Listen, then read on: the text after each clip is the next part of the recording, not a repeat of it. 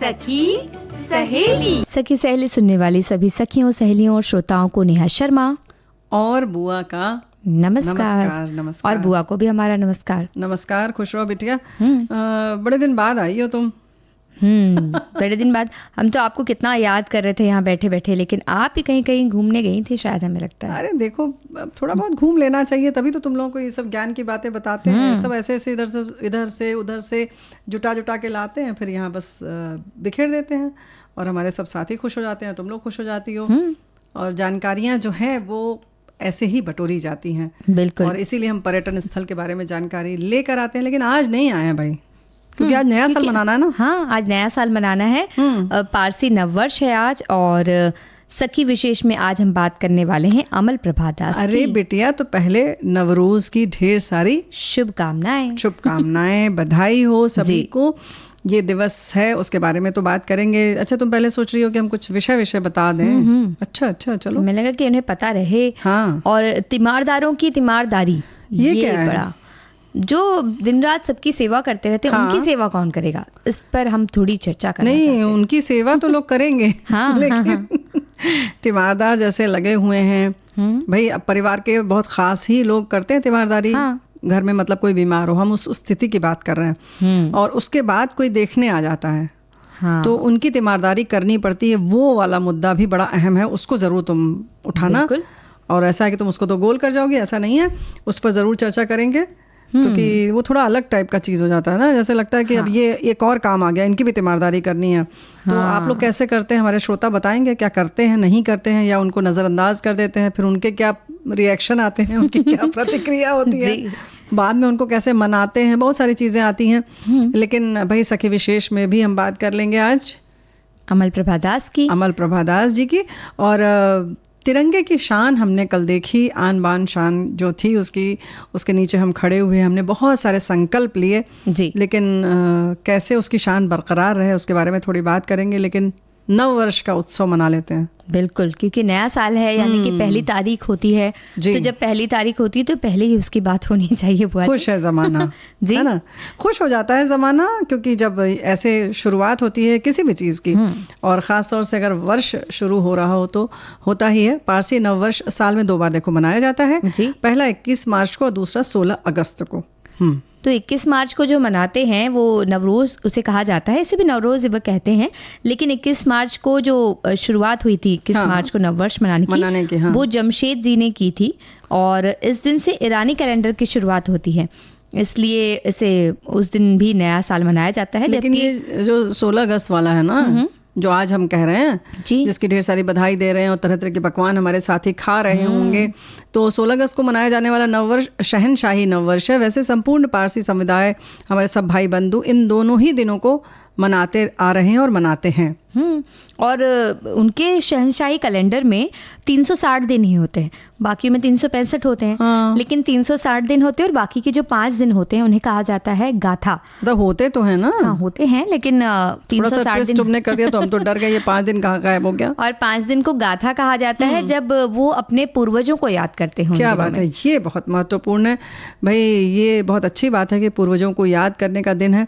ऐसे ही लगभग हर संप्रदाय में इस तरह से पूर्वजों को याद करने का दिन आता है और हम उन्हें याद करते भी हैं। और आज के दिन मनाने की जो बात है, इसमें हमारे पारसी समुदाय के भाई बंधु हैं, सुबह स्नान करके अपने पूजा स्थल पर जाते हैं, यानी कि धार्मिक कृत्य करते हैं। वहाँ पूजा पाठ के बाद आपस में मिलजुल कर स्वादिष्ट पकवानों का आनंद लेते हैं। और भी बहुत से काम किए जाते हैं, जैसे कि एक दूसरे के घर जाते हैं, उनसे मिलते हैं, और जो ज़रूरतमंद होते हैं उनकी ज़रूरतों को पूरा करते हैं, मदद करते हैं। तो इस तरह से आज के इस दिन को मनाया जाता है। क्या बात है। अरे तो देखो, इसी से याद आ गया कि आज कुछ व्यंजन हम भी तो बताएंगे। हाँ, हम लेकिन ईसबगोल के व्यंजन बताएंगे। तो पारसी मतलब कुछ अजीब ही लेकर आती हो। जी, तो उसे अगले दिन बनाए। आज नववर्ष के तो वैसे भी मिठाइयाँ बन चुकी है फिर से, तो अभी वाला सिर्फ नोट कर लेंगे, बाद में बनाएंगे। लेकिन फिलहाल हम कुछ नोट नहीं करेंगे, बल्कि यहाँ तुरंत दे देते हैं। तो बुआ जी, बहुत सारी बातें तो हमारे श्रोताओं ने भी लिख भेजी है। अरे हमें लगा तुम बस गाना ही गाती रहोगी। मतलब मैंने तो हम गाना गाते सकते थे, लेकिन उन्होंने जानकारियाँ भेज दी, सबने अपने अपने कदम बढ़ाकर हम तक बहुत सी जानकारियाँ पहुँचा दी हैं और लेकर हाजिर हो गए हैं। तो क्या क्या है भाई? क्या कर सकते हैं हम उस जानकारी को? नहीं बताओ क्या है, हमने पूछा। हमारे साथी कह रहे हैं कि कई सालों पहले ईरान से माइग्रेट होकर पारसी लोग गुजरात के संजाण बंदर यानी सूरत के नज़दीक है ये, वहाँ उतरे थे। उनकी बोलचाल की भाषा में आपको गुजराती भाषा का काफ़ी प्रभाव दिखने मिलेगा, जो आपने कई फिल्मों में भी अनुभव किया होगा। हाँ, ये बात तो है। विशेष तरीके की टोपी पुरुष पहनते हैं, विशेष तरीके की साड़ी स्त्रियां पहनती हैं, तो ये बात तो है और वो हम सब देखते हैं। तो काफ़ी चीज़ें जो हैं हिंदी फिल्मों से हमें मिल जाती हैं, फिल्मों से मिल जाती हैं। हम लोग हिंदी फिल्में देखते हैं तो भाई हम तो उसी की बात करेंगे। पारसी न्यू ईयर 2023 दुनिया भर में आज यानी 16 अगस्त को पारसी समुदाय के लोग मना रहे हैं हर्षोल्लास के साथ। हमारे साथी लिख रहे हैं ये बात, वही इन्होंने भी बताया कि 2 बार मनाया जाता है। दरअसल नवरोज़ एक फ़ारसी शब्द है जो नव और रोज़ से मिलकर बना है। नवरोज़ में नव का अर्थ होता है नया और रोज़ का अर्थ होता है दिन, इसलिए नवरोज़ को एक नए दिन के प्रतीक के रूप में उत्सव की तरह मनाया जाता है। ईरान में नवरोज़ को ऐद नवरोज़ कहते हैं। पारसी नव वर्ष पारसी समुदाय के लिए आस्था का विषय है। ये पर्व पारसियों के लिए ख़ास होता है, तो जाहिर है कि नया साल है तो ख़ास होगा और उसी तरह से उसे मनाते हैं हर्षोल्लास के साथ। इसीलिए तो हमने कदम उठवा दिए, सब लोग थिरकने लगे। थिरक रहे होंगे सब यूं भी थिरक रहे होंगे, अच्छे पकवान खा रहे होंगे आज। हाँ, क्या बात है। और बड़े ख़ास तरीके के इनके पकवान भी होते हैं। हर संप्रदाय का अपना एक चलन होता है, एक रिवाज होता है। खैर बहुत लंबी बात हो जाएगी ना जी। नेहा बिटिया, तुम क्या चाह रही हो? कुछ और चाह रही हो? हम चाह रहे हैं कि अमल प्रभा दास जी की बात की जाए, क्योंकि उन्होंने जो कार्य किए हैं वो भी समाज में बदलाव लाने वाले कार्य हैं। और वीरता की कई ऐसी कहानियां होती हैं जिसमें साहस का परिचय देते हुए और समाज की जो रूढ़ियां होती हैं उन्हें तोड़ने का काम करते हैं कोई व्यक्ति। और ऐसी एक वीर साहसी महिला हैं अमल प्रभा दास, जिन्हें महिला होने के कारण एक कॉलेज में पढ़ाई करने की अनुमति नहीं मिली थी पहले, लेकिन बाद में उसी कॉलेज में उन्हें शिक्षिका बनने का प्रस्ताव दिया गया। कितना अच्छा लगा होगा ना। लेकिन अपने साहस के बल पर इस तरह लोगों का जो विचार उन्होंने बदला, वो है असम की साहसी महिला अमल प्रभा दास भी इन्हें कहा जाता है, अमल प्रभा दास भी इन्हें कहा जाता है। 12 नवंबर 1911 को असम के डिब्रूगढ़ में दंपति हेमा प्रभा और हरे कृष्ण दास के घर जन्म हुआ अमल प्रभा दास का। परिवार में किसी तरह की कोई कमी नहीं थी। माता पिता गांधी जी के विचारों के समर्थक थे। अमल प्रभा ने शुरुआती शिक्षा स्थानीय विद्यालय में ली। जैसे ही कॉलेज जाने की बारी आई उन्होंने कॉटन कॉलेज का रुख किया, लेकिन यहाँ उन्हें एक महिला होने के कारण प्रवेश नहीं दिया गया। लेकिन जिसे आगे बढ़ना हो उसे रोकना तो किसी के बस में नहीं होता बुआ जी। तो इसलिए अमल प्रभा जी ने अपनी कॉलेज की पढ़ाई के लिए वो कलकत्ता के बेथ्यून कॉलेज चली गई और इसके बाद स्कॉटिश चर्च कॉलेज में रसायन विज्ञान में स्नातक की डिग्री हासिल की और अप्लाइड रसायन विज्ञान में मास्टर्स की डिग्री भी उन्होंने हासिल की। और वो पहली असमिया महिला हैं जिन्होंने मास्टर्स की डिग्री हासिल की। क्या बात और है। ये बहुत बड़ी बात है ना। हाँ, 1929-1930 की आसपास की बातें हैं। अरे भाई, जब प्रवेश ही नहीं मिल रहा तो समझ लो कि क्या बात रही होगी। तो ये एक तरीके से ये भी तो बड़ी बात है ना कि अकेली पढ़ रही थी। हाँ, जिसे आगे बढ़ना हो तो ये तो बात तुम कही चुके हो कि सच बात है कि कोई नहीं रोक सकता। और ये बात आगे भी और सिद्ध हुई, क्योंकि इसके बाद वो रुकी नहीं। उन्होंने क्लिनिकल पैथोलॉजी में डिप्लोमा किया। बाद में उन्हें उसी कॉलेज में नौकरी का प्रस्ताव दिया गया, लेकिन उन्होंने ब्रिटिश संचालित कॉलेज में नौकरी के लिए मना कर दिया। इस बीच 1934 में जब महात्मा गांधी गुवाहाटी यात्रा में थे तो वे अमल प्रभा के घर पर रुके। यहाँ गांधी जी से मुलाकात ने अमल प्रभा जी के जीवन की दिशा ही बदल दी। और गांधी जी के विचारों का उन पर असर हुआ। उनके माता पिता तो उनके विचारों से पहले ही प्रभावित थे और जब गांधी जी से वो मिली तो समाज कल्याण के कार्यों की ओर वो मुड़ गई और अपनी माता के साथ वो ग्राम सुधार की गतिविधियों में लग गई। और उनके पिता के स्वामित्व वाली जो सरानिया हिल्स की भूमि थी उस पर उन्होंने मैत्री आश्रम की स्थापना की। और ये एक स्थानीय स्वदेशी उद्योग की तरह था, जहाँ जो भी लोग थे गांव के उन्हें लघु उद्योगों और हस्तशिल्प का प्रशिक्षण दिया जाता था। महिलाओं के लिए कुटीर उद्योगों में प्रशिक्षण की व्यवस्था करके उन्हें आत्मनिर्भर बनाने की ओर काम किया जाता था और ये काम वो पूरी तन्मयता से उसमें वो जुट गई थी। क्या बात है। इसी तरह से अमल प्रभा दास ने छुआछूत मिटाने और लोगों को शिक्षित करके उन्हें आत्मनिर्भर बनाने के लिए बहुत सारे प्रयास किए। उनका मुख्य लक्ष्य यही था कि महिलाएं आत्मनिर्भर बन जाएं और महिलाओं की आर्थिक स्थिति सुधर सके। तो इसके लिए उन्होंने कई आश्रमों की व्यवस्था की। ग्राम सेविका विद्यालय, कस्तूरबा कल्याण केंद्र, गुवाहाटी कटाई मंडल, गुवाहाटी युवा सेवा दल और असम गौ समिति जैसे संस्थानों की स्थापना की। और कुछ ऐसी ही बात हमारे एक साथी भी लिखकर भेज रहे हैं कि इन्होंने लिखा है, बाकी इनके जीवन की तिथि, मृत्यु की तिथि लिखने के बाद लिखते हैं कि एक भारतीय सामाजिक कार्यकर्ता, गांधीवादी और असम के सरानिया हिल्स में कस्तूरबा आश्रम के संस्थापक थे, जो महिलाओं और उनके आर्थिक उत्थान के लिए एक स्वयं सहायता समूह, गुवाहाटी के युवक सेवा दल एक था। इन्होंने और भी लिखा, सामाजिक विकास के लिए कार्यरत गैर सरकारी संगठन। भारत सरकार ने 1954 में उन्हें समाज में उनके योगदान के लिए चौथे सर्वोच्च भारतीय नागरिक पुरस्कार पद्मश्री पुरस्कार से सम्मानित किया। और जब कस्तूरबा गांधी जी की मृत्यु हुई तो इसके पश्चात गांधी जी ने 1944 में कस्तूरबा गांधी मेमोरियल की स्थापना की और पूर्वोत्तर में इसका कार्य संभालने का काम उन्होंने अमल प्रभा दास जी को दिया, और क्योंकि उन्हें विश्वास था कि वो चतुरता से इस काम को करेंगी। और इसी से अमल प्रभा जी ने अपने मैत्री आश्रम का नाम बदलकर कस्तूरबा आश्रम कर दिया, और ये आश्रम आज भी समाज सुधार के कार्यों से जुड़े हुए हैं, काम करते हैं। 1950 में जब असम में विनाशकारी भूकंप आया, तब भी उनके आश्रम के लोगों ने, अमल प्रभा दास जी ने खुद मिलकर राहत कार्य में बहुत बड़ा योगदान दिया। जो बेघर हो गए थे उनके लिए लखीमपुर में कस्तूरबा कल्याण केंद्र की स्थापना की, और आगे भी वो कई समाज सुधार के कार्य करती रही। जैसे कि विनोबा भावे के भूदान आंदोलन में भी अपनी भागीदारी दर्ज की। पद्म पुरस्कारों की शुरुआत होते ही उनके समाज सुधार कार्यों को देखते हुए पहली सूची में ही उन्हें सम्मान दिया गया, और 1954 में फिर उन्हें भारतीय नागरिक सम्मान पद्मश्री से सम्मानित किया गया। 1981 में जमनालाल बजाज पुरस्कार दिया गया। वहीं जब उन्हें पद्म विभूषण से सम्मानित करने की पेशकश की गई तो उन्होंने इसे लेने से इनकार कर दिया। जी, 20 दिसंबर 1994 को इस समाज की सेवा करते हुए समाजसेवी अमल प्रभा दास ने आखिरी सांस ली, और उनके किए गए कार्यों को उनकी जीवनी में ढाला गया है, जिसे 1986 में प्रकाशित किया गया। उनके नाम से असम सरकार ने समाज कल्याण के कार्यों के लिए दिया जाने वाला एक पुरस्कार भी घोषित किया है, जो उनके नाम का पुरस्कार है। जो भी व्यक्ति समाज कल्याण का कार्य करता है उन्हें अमल प्रभा दास पुरस्कार दिया जाता है। क्या बात है। तो ऐसे कर्म करिए कि आपके नाम से पुरस्कार चले, तो क्या बात है। तो ये होती है ना, जैसे शुरू में ही तुमने कहा कि जब इच्छा होती है तो फिर कोई भी चीज़ आड़े नहीं आती है। तो कुछ ऐसा ही था अमल प्रभा दास के साथ। उन्हें हम नमन करते हैं, लेकिन केवल नमन नहीं करते हैं, बल्कि इस पर कुछ करने का संकल्प भी करना चाहिए ना नेहा बिटिया। हम भी अपनी तरफ से जो छोटे मोटे बहुत ही छोटे तौर पर भी अगर हम काम करें तो समाज में बदलाव ला सकते हैं। जी, जो हम बैठ कर सोचते हैं ना कि अरे ऐसा होना चाहिए, गाल पर हाथ रख लिया, वैसा होना चाहिए तो ऐसा होना चाहिए, वैसा होना चाहिए के बजाय ये कर सकते हैं, वो कर सकते हैं, कर सकते हैं। और ये करना कब से शुरू करेंगे ये विचार करें, वो तिथि वो समय निश्चित कर लें कि जैसे कि हमारे घर में कोई सेवक सेविका आते हैं तो उन्होंने पढ़ाई की है नहीं की है, अगर वो साक्षर हैं, पढ़ रहे हैं तो उनकी पढ़ाई में मदद कर दीजिए, 1 घंटा उनको समय दीजिए। या उनके माता पिता नहीं पढ़े हुए हैं, साक्षर नहीं है, तो उन्हें साक्षर करने का प्रयास कर सकते हैं हम लोग। तो इस तरह से अपने आसपास देखें कि हम क्या कर सकते हैं। तो भाई देखो, ऐसा है कि कमज़ोर तो नहीं पड़ते, लेकिन कुछ चीज़ें होती हैं कि समय गुजर जाता है तो हम भूल जाते हैं। लापरवाही में आ जाता है। हाँ, लापरवाही, या बस लगा कि अरे वाह आज बड़े जोश खरोश से सब चीज़ बनाया और ये सब कपड़े वपड़े उतारे वहीं रख दिए, व्यंजन भी जो बचा था खाने पीने का सामान वो सब बचा तो कहीं इधर उधर बांट दिया, या तो कहीं ना कहीं उसका निस्तारण कर दिया।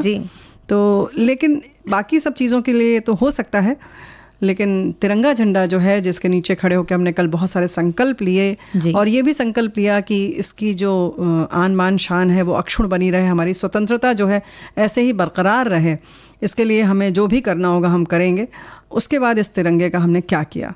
जगह जगह हम तो तिरंगा बिखरा हुआ हमें कई बार मिलता है, जिसे देखकर बड़ा दिल दुख पाता है, क्योंकि हमने इतनी आज़ादी का जश्न मनाया और स्वतंत्रता का आंदोलन के बारे में याद किया, तिरंगे को फहराने के लिए कितनी मेहनत की गई है। बिल्कुल। और इससे हम अब, क्योंकि पहले तो ये हमें सुविधा नहीं थी कि हम अपने घर में तिरंगा फहरा सकें अपने घरों में। ये बहुत बड़ी जानकारी की बात है कि पहले कहीं भी इसको फहराने की आज़ादी हमें नहीं थी। एक इसका नियत सब कुछ स्थान था कि आप सिर्फ सरकारी जो स्थान हैं, कार्यालय हैं, सिर्फ वहीं इसे फहराया जा सकता था। लेकिन अब ये हमें मिली है कि आज़ादी की, जिससे हमें इतना प्यार करते हैं जिस तिरंगे से, उसे हम अपने घर में भी फहरा सकते हैं। और ये जो अधिकार मिला इसके साथ कर्तव्य भी मिला है, क्योंकि जब हम अधिकार हमारे पास है, हमें लगता है कि हाँ, हम सभी अपने अपने घर तिरंगा मंगवा कर लगा सकते हैं। बहुत अच्छी बात है, ये होना भी चाहिए, हमें गर्व भी है इस बात से। किया भी लोगों ने, हर घर तिरंगा जी।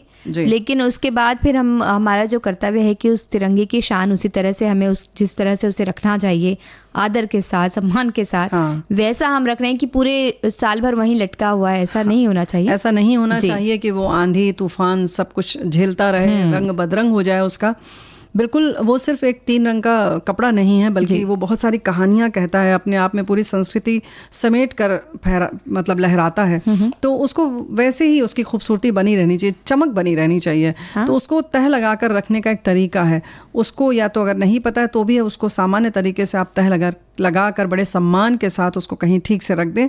और कागज़ आदि का है तो भी उसका सही ढंग से निस्तारण करें। क्योंकि देखो नेहा बिटिया, अगर हम यहाँ पर ये याद दिलाएं कि हम पूजा के फूल को तो बड़ा ख्याल रखते हैं, पैर पे ना पड़े, इधर ना जाए, उधर ना जाए, उसको सही सही से रख दो, कहीं मिट्टी में गाड़ दो, कुछ कर दो, लेकिन इसके बारे में बिल्कुल नहीं सोचते हैं ना। बिल्कुल। और हम इसे एक स्टिकर मिलते हैं इसके, अलग अलग तरह की छतरियाँ मिलती है, घूमने वाली फिरकी मिलती है, सब इस रंग की मिलती है हमें, तिरंगे के आकार की।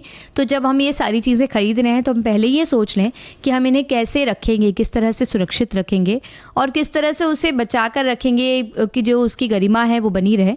तो इसके बारे में विचार करें। और अगर आपको अभी भी कहीं मिलता है, मान लीजिए गलती से आपसे हो गया है कि कहीं ऐसी जगह पर रखा है जहाँ उसे नहीं होना चाहिए, तो आप उसे उठाकर सम्मान से अच्छी तरह से रख दीजिए। जी हाँ। और अगर आपने नहीं रखा है या फिर भी हम देख रहे हैं, तब भी हमारा कर्तव्य है कि हम उसको सही ढंग से उसका सम्मान दें, ससम्मान उसे अपने पास रखें, उसे यहाँ वहाँ न फेंकें।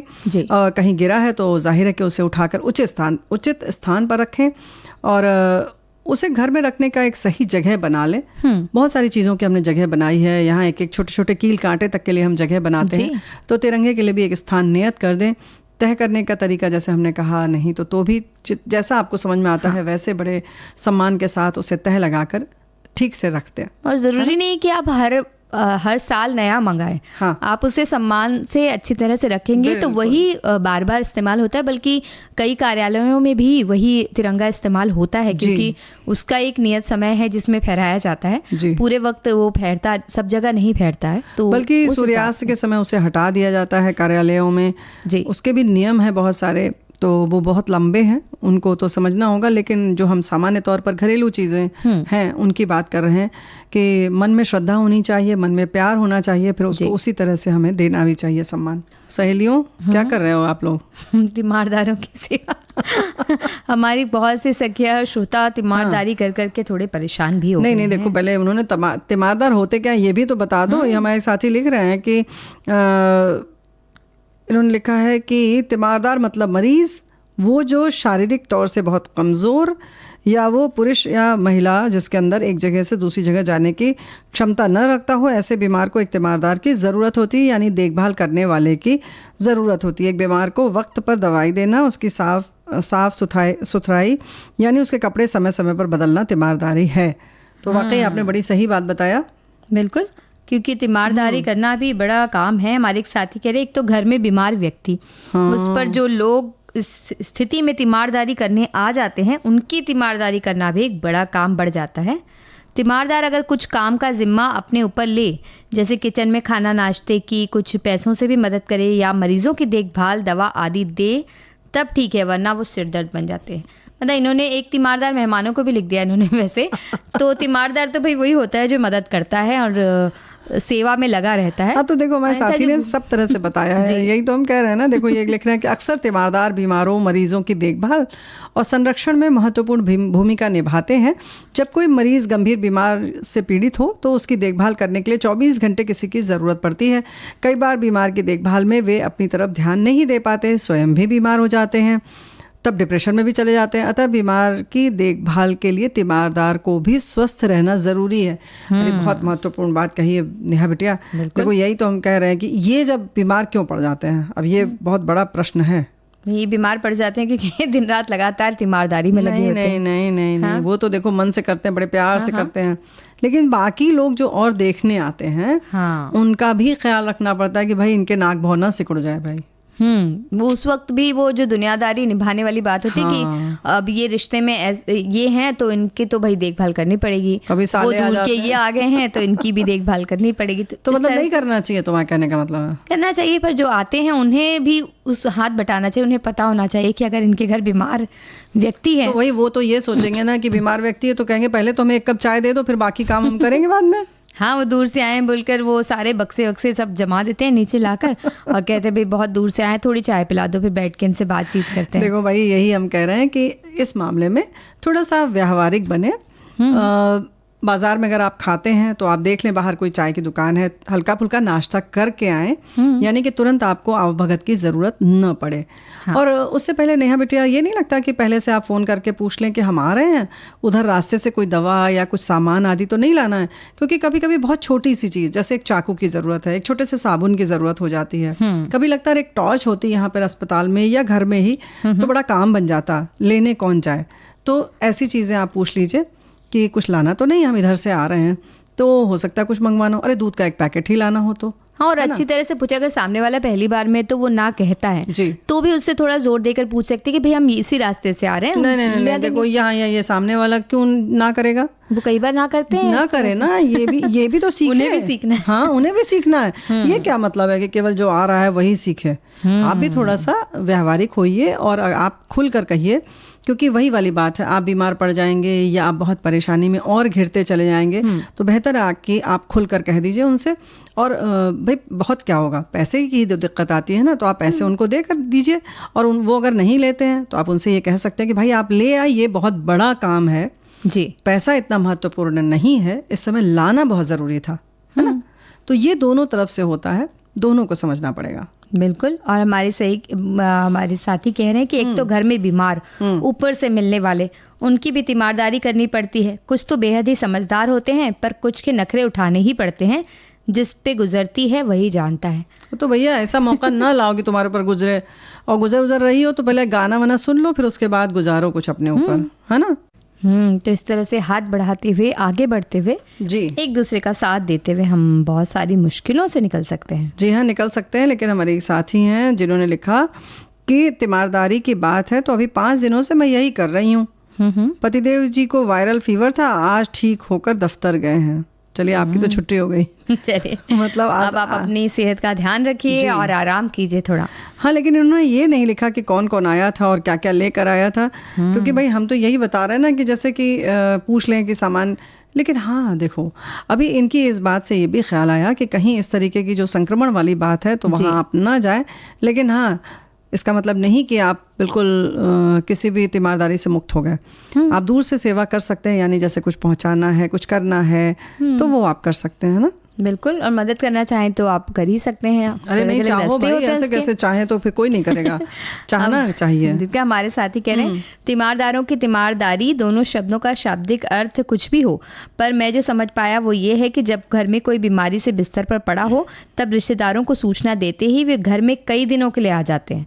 तब घर के सदस्यों का ध्यान मरीज की सेवा शुश्रूषा से हटकर रिश्तेदारों के चाय पानी से लेकर खाने पीने तक की तरफ लगा रहता है। हाँ, यही तो हम कह रहे हैं भाई कि ये तो वर्ड फेमस है ना। देखो नेहा बिटिया कि इस तरीके की बातें होती रहती हैं, लेकिन हम लोग कार्यक्रम में इसका जिक्र इसलिए कर रहे हैं कि अब जब भी ऐसी व्यवस्था हो, ऐसा समय आए, तो आप थोड़ा सजग रहें। अब इसमें क्या कर सकते हैं, जैसे आप किसी के घर जा रहे हैं, चाहे वो अस्पताल में है या घर में है, तो आप देख लेंगे कुछ सूखा नाश्ता घर का बना हुआ ले जाएं कि वो समय बेसमय जो तीमारदार बैठा है घर में वो खा सके। हाँ। जैसे घर का बना नाश्ता में नमकीन चिवड़े होते हैं, नमक पारा होता है, शक्कर पारा होता है, मट्ठी है, लड्डू है, कोई भी ऐसी चीज़ जो पौष्टिक भी हो और वो एक अगर खा लें तो उन्हें कहीं उठना ना पड़े या परेशान ना होना पड़े, है ना। फल वगैरह भी आप लेकर जा सकते हैं जो लंबे समय तक चलते हैं। ऐसे फल, ऐसा नहीं कि वो तुरंत ही खाना जरूरी है तो फटाफट खाइए, ऐसा ना हो। जैसे कि सेब है, केला है, ऐसी चीज़ें ले जाइए जिसको बहुत छीलने धोने की ज़रूरत ना पड़े। तो ये चीज़ें आप विचार करेंगे तो आप ज़रूर उसमें कुछ ना कुछ रास्ता निकाल लेंगे, है ना। और अगर जैसे अस्पताल में भर्ती हैं तो आप जब जा रहे हैं वहाँ तो उस वक्त आप जो सामान लेकर जाएं वो तो जाएं, लेकिन आप अपना एक समय तो वहाँ देने जा रहे हैं। हाँ। तो आप उस समय का सदुपयोग करें। आप ऐसा ना हो कि आप बस वहाँ बैठें और जो वहाँ पूरे दिन ड्यूटी कर रहा है वहाँ पर बैठा है, सुबह से कोई ड्यूटी करता है, कोई रात से, एक ही व्यक्ति हो तो वो दिन रात पूरी दिन वहीं रहता है। हाँ, लेकिन एक बात ये बताओ कि ये कैसे पॉसिबल हो सकता है, ये संभव कैसे होगा? कैसे? मतलब अब हम अचानक पहुंच गए तो वो अभी आए थे, कैसे होगा फिर? तो आप पहले से बता कर जाइए कि आप कितने बजे से कितने बजे तक ड्यूटी पर हैं। तो आप पूछ लीजिए कि दोपहर में अगर आपको घर खाना खाने जाना हो तो अब हम उस समय आए, या सुबह नहाने जाना हो तो बताइए तो हम सुबह 8 बजे आ जाएं। तो इस तरीके से आपस में समन्वय स्थापित करें और निश्चित कर लें कि आप जिस समय जाना है आपको, मैं उसी समय आऊं। और ऐसा नहीं कि अब दोनों लोग बैठ के गप मारने लगे। हाँ, लोग जाते ही इसीलिए कि अच्छा वो तो आईसीयू में, चलो हम लोग बाहर बतियाएंगे बैठ के। आप ये भी कर सकते हैं, अगर आप पहुंच गए हैं और मान लीजिए इस तरह से बातचीत नहीं करके भी आप पहुंच गए कि उनसे मिलने के लिए, तो आप उनसे कह सकते हैं कि अगर आप रात भर सोए नहीं है तो आप सो लीजिए, या आप कहीं जाकर आना चाहते हैं, कुछ चाय वाय पीकर आना चाहते हैं बाहर जाकर, तो आप इतने वक्त निश्चिंत रहिए, हम यहाँ बैठे हैं। बिल्कुल सही बात है।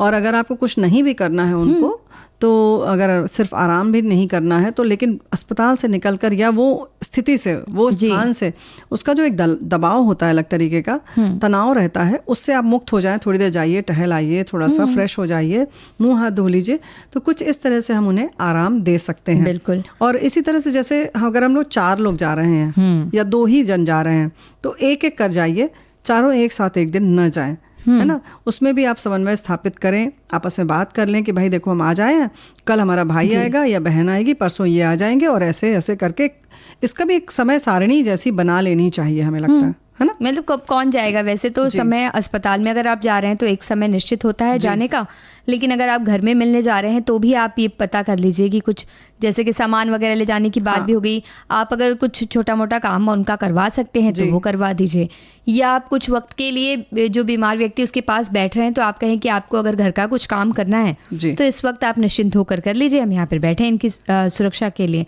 तो इससे भी आपको आसानी होगी। वैसे हमारे जिन साथी का हम संदेश पढ़ रहे थे उन्होंने आगे ये भी लिखा है कि रिश्तेदारों को भी चाहिए कि वो सूचना मिलते ही मरीजों के यहाँ धमकने की बजाय समझदारी से काम लें। हमें भी दूसरों के यहाँ जाने की बजाय सांत्वना देनी चाहिए और समय समय पर हाल चाल पता करते रहना चाहिए। इससे भी मरीज के परिवार को हिम्मत बनती है। यही हमारे एक साथी और लिख रहे हैं कि बीमार आदमी तो बीमार और असमर्थ है अपनी देखभाल करने से, लेकिन उसके साथ उसकी देखभाल करने वाला, सेवा करने वाले को हम सैल्यूट करते हैं, क्योंकि बीमार और बच्चा एक जैसे होते हैं, उनको टाइम पर दवा टीके खाना ज़रूरी होता है, और उसकी देखभाल करने वाले को अपने काम के साथ उसका भी ध्यान रखना होता है। इससे बीमार से उसकी देखभाल करने वाले की ड्यूटी मुश्किल होती है। देखो ये बात है, जैसे कि बात हो रही है ना कि हमें ध्यान रखना चाहिए, तो इन सारी चीज़ों का ख्याल रखना तो ज़रूरी है ही, क्योंकि तीमारदार तनाव में रहता है, परेशान रहता है, और कहीं ना कहीं हम उससे उम्मीद जब करते हैं तो वो परेशान हो जाता है। और अगर अस्पताल की बात होती है तो अक्सर लोग सिर्फ इसलिए भी जाते हैं कि ये कोई नहीं कहे कि मैं नहीं आया था जी। उस चक्कर में बस गए और आप एक अटेंडेंस जैसा देते हैं, अपनी उपस्थिति दर्ज करा के चले आते हैं। तो क्या अगर आपको वैसा करना है तब तो ये सारी बातें बेकार हैं। तो सिर्फ आप फोन पर बात कर लीजिए, तो शायद वो भी थोड़ी देर जो 5 मिनट उन्हें मिल रहा है, जो आपसे उन्हें बात करके अपनी ऊर्जा व्यर्थ करनी पड़े, अगर आपका इतना ही है तो आप सिर्फ अगर आप सिर्फ एक उपस्थिति दर्ज करवाने के लिए जा रहे हैं तो उससे अच्छा है कि आप फ़ोन कर लें। और फ़ोन करके ही बात कर लें या सिर्फ संदेशा दे दें कि हाँ हम भी भाई आपके इस परेशानी में आपके साथ हैं, कोई काम होगा तो बताइएगा। और ऐसे ही जैसे कि अगर हम किसी का सुनते हैं, तो जैसे तुमने हमें किसी का संदेशा दिया तो अक्सर क्या होता है कि हम फिर उसको फ़ोन करते हैं। अगर ए के बारे में तुमने बताया कि नेहा ने कहा कि अरे ए बीमार है, तो हम ए को ज़रूर फ़ोन करते हैं। तो ऐसा न करें, बल्कि नेहा ने अगर दी है सूचना तो सब लोग उसी से समाचार ले लें कि भाई तुम संपर्क में हो। अच्छा 2 घंटे बाद फिर पूछ लें कि तुमने बात की, सब ठीक तो है। तो अगर आप सच में जुड़ना चाहते हैं और उन्हें आराम देना चाहते हैं तो इस तरह से भी कर सकते हैं कि कोई एक व्यक्ति वो सूचना ले और बाकी सबको वो बता दे, न कि जो बीमार है या जिसके घर में कोई बीमार है हम उसको पूछ कर तंग करें।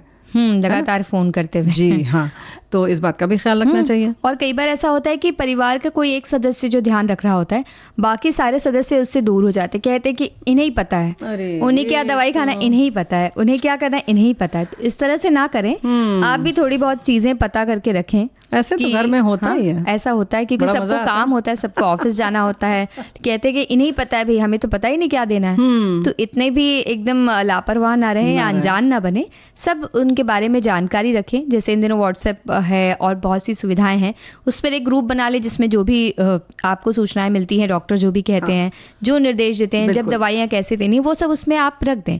तीमारदारों को भी चाहिए कि थोड़ा काम बांटें, ऐसा नहीं कि नहीं हम सब निपटा लेंगे, हम सब कर लेंगे। ये दोनों तरफा है, बहुत जरूरी है। बिल्कुल सही बात है, यही बिल्कुल बहुत अच्छी बात तुमने कहा। जैसे शादी विवाह में हम फटाक से एक ग्रुप बना लेते हैं व्हाट्सएप का, इसमें भी बना सकते हैं कि भाई डॉक्टर ने आज ये कहा है या ये दवा हमने दे दिया है, और आप सब अपने व्हाट्सएप देख लीजिए कि हाँ ये दवा दी जा चुकी है, या डॉक्टर ने आज साबूदाने के साथ खिचड़ी भी खाने के लिए कहा है, तो अब ये दिया जा सकता है। तो इस तरीके का कोई भी संदेश है तो आप उसमें डाल दें, ताकि 5 लोग हैं, 4 हैं, 6 हैं, सबको एक साथ मिल जाए, तो आप कम में अधिक अच्छा काम प्रभावी तरीके से कर सकते हैं। बिल्कुल। और अगर किसी व्यक्ति को ऐसी बीमारी है कि जिसके लिए उसे सिर्फ परहेज और दवाई का ख्याल रखना है लंबे समय तक, और वो स्वस्थ हैं, बाकी आमतौर पे चलना फिरना कर सकते हैं, तो वो भी बहुत ज्यादा निर्भर ना रहे, वो थोड़े बहुत काम कर सकते हैं, तो उन्हें भी अच्छा लगेगा। नहीं, और उनकी सेहत अच्छी हो तो देखो, मौका मिला तो तीमारदारी तो करवाएंगे ही। जी, अगर उनकी सेहत ऐसा, कई बार ऐसा होता है कि बीमार व्यक्ति इस तरह से आता है कि उसे ऐसा लगता है कि वो किसी के लिए एहसान कर रहे हैं दवाई खाकर, या परहेज करके वो इतना ज्यादा परेशान कर देते हैं, तो ये ना करें। आप खुद अपनी सेहत के लिए आप खुद करें। सकते बीमार होता है, वो जो कहेगा वो मानना पड़ेगा। तो अब सुख आ गए क्योंकि व्यंजन की ओर हम जा रहे हैं। हाँ, लेकिन एक बड़ी अच्छी सी बात हमारे एक साथी ने और लिखकर भेजा है कि तीमारदार यानी सेवा टहल परिचारिका, घर में बच्चों से लेकर बड़े बुजुर्ग अतिथि सबकी तीमारदारी करनी पड़ती है। सबसे ज़्यादा बुजुर्ग और बीमार व्यक्ति की तीमारदारी करनी पड़ती है। इसके लिए भावना धैर्य की बहुत ज़रूरत होती है घर के लोगों की, जैसे एक नर्स करती है। मतलब इन्होंने लिखा है कि हरी बीमारी में अपनी भी करवाते हैं, तो भाई करवाते हैं, ये तो बहुत मज़ेदार बात है, लेकिन हम यही चाहते हैं कि तीमारदारी की ज़रूरत ना पड़े, तीमारदार की ज़रूरत ना पड़े। इसबगोल अगर खाएंगे तो नहीं पड़ेगी, क्योंकि इसमें बहुत फाइबर होता है, और इसबगोल की व्यंजन भी बहुत अच्छे बनते हैं। इसबगोल के लड्डू हम बताने वाले हैं। इसके लिए चाहिए 1 कप इसबगोल, 1 कप घी, 1 कप गुड़, 1 कप भुने हुए तिल, 1 कप कसा हुआ नारियल, 1 चम्मच इलायची पाउडर। अब पैन में इसबगोल को मध्यम आंच पर धीरे धीरे भुनना है, 10 मिनट तक हल्का भूरा हो जाता है। अच्छा। इतना भून लें, और उसके बाद दूसरे पैन में घी और गुड़ को धीमी आंच पर तब तक गर्म कीजिए जब तक गुड़ पूरी तरह से पिघल ना जाए। हाँ। और इसमें अब आप इसबगोल, भुने हुए तिल, कसा हुआ नारियल और इलायची पाउडर डालिए और सबको अच्छी तरह से मिला दीजिए। आंच बंद कर दीजिए, थोड़ी देर के लिए ठंडा होने दीजिए, और इसके बाद आप इसको लड्डुओं का आकार दे दीजिए और एयर टाइट कंटेनर में आप इसको रख सकते हैं। तो इससे ये बहुत ही अच्छा लगता है, स्वादिष्ट लगता है और खाने में भी अच्छा है। कोई परिचित हॉस्पिटल में भर्ती हो और आप आसपास रहते हो, तीमारदार के लिए ये भी बना के ले जा सकते हैं। वैसे हमारे साथी ने तो चाय, नाश्ता, दलिया वगैरह लिखा है, भेज सकते हैं, और स्पेशल डाइट बताई तो वो भी बनाकर भेज सकते हैं, लेकिन ये वाला लड्डू भी भेज सकते हैं। बिल्कुल, इसबगोल का दलिया भी भेज सकते हैं। हाँ, तो इसकी सामग्री के लिए 1 कप दूध चाहिए, तो और 1 बड़ा चम्मच इसबगोल, 1 बड़े चम्मच शहद, 1 चम्मच दालचीनी पाउडर, आधा कप रोल्ड ओट्स, जो छोटे छोटे ओट्स आते हैं वो, और ये मीठा ही बनने वाला है। तो एक सॉसपैन में आप मध्यम आंच पे दूध को उबाल लीजिए। अब ओट्स को आप इसमें डाल के अच्छी तरह से मिलाइए, 2-3 मिनट तक उसको पकने दीजिए। अब उसमें ये सब गोल डालिए और अच्छी तरह से उसे मिलाइए, ये भी 2-3 मिनट तक पक जाए। उसके बाद शहद और दालचीनी पाउडर डालकर अच्छी तरह से इसको मिला लीजिए और आंच से उतार कर ठंडा हो जाए, और उसके बाद आप इसे परोसिए तो बहुत अच्छा लगेगा। इसमें आप चाहें तो फल, मेवे वगैरह भी मिला सकते हैं।